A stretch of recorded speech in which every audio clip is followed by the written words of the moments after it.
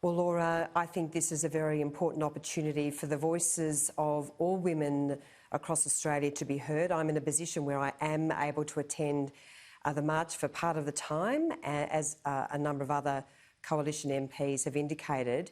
But this is not just about 100,000 women.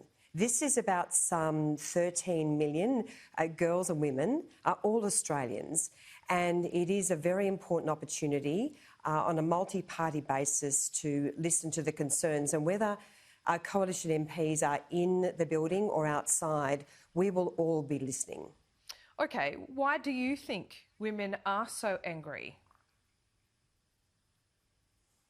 Well, I think many women have experienced issues of discrimination, poor treatment in the workplace. I have to say, Laura, as a Liberal woman, I'm very proud to be a Liberal woman, and I have been treated with great respect at all times by my Liberal and national colleagues, senators and members. I haven't had any poor experience in this building.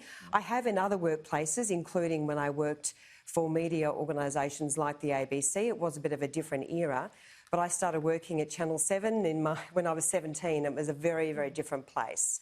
But I am very proud. We are surrounded by many magnificent coalition men in this building, but we are very distressed by some of the allegations that we have heard, including the allegations which have been made overnight on the private Labor Facebook page, very distressing allegations concerning Labor male MPs. So, as I say, this is an issue for all of us, not just here in Parliament House, but for every workplace around this country.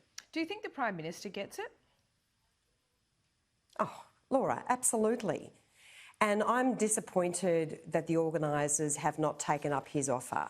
I mean, the Prime Minister is not in a position where he can ordinarily attend protests. And just to explain, most days when Parliament is sitting, there is a protest outside Parliament House. But this is an extraordinary opportunity for organisers to meet face-to-face with the Prime Minister and the Minister for Women, Marise Payne. I really do think that they should reconsider. And this is not an issue about being behind closed doors. I mean, I have seen incidents of poor treatment in the workplace, discrimination, which are not behind closed doors. That's not the right characterisation.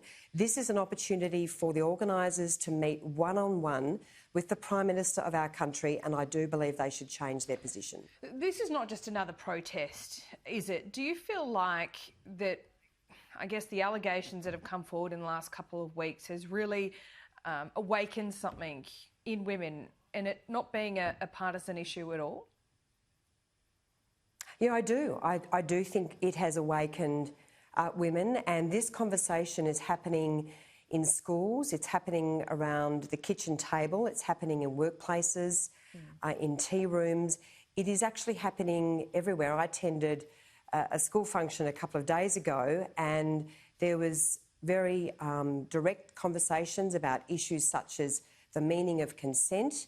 And these conversations are actually happening amongst teenagers. So I actually really welcome the fact that this is a national conversation that has to be had. Of course, the Morrison government has made some enormous leaps and bounds in its protection of women.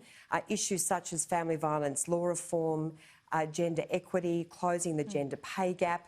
I mean, we did some extraordinary work a number of years ago on family violence law reform, including measures that Labor never took action on, such as stopping perpetrators in family law proceedings cross-examining victims. I mean, we have stopped that under our government. So I'm really proud of all of the work that we have done, including combating online safety. More than $1 billion collectively has been spent since 2013. But more work needs to be done, obviously, Laura, and we are very focused on the need for that work. I guess the point is that many of these women that we're marching today feel like, oh, that's great, but it's tinkering around the edges. So I commend you for attending the march today, along with Jane Hume and Bridget Archer.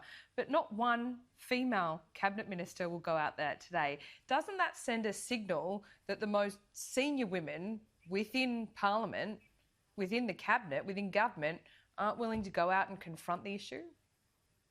No, that's not at all. That's the wrong characterisation. As I said not even the Minister before, for Laura, Women? That's the wrong characterisation. As I said before, Laura, whether we are in the building or outside the building, every member of this government is listening loud and clear.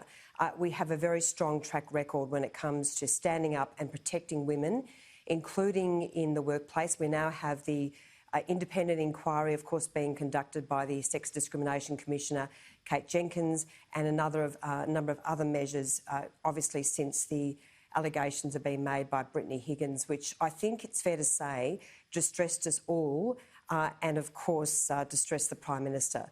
So we are taking strong and necessary action, but we're also listening. There is more work to be done, and we are up for the challenge. And as I say, whether we are in the building today or outside attending the march, we are listening. Sarah Henderson, always appreciate your time. Yeah, great to talk to you, Laura.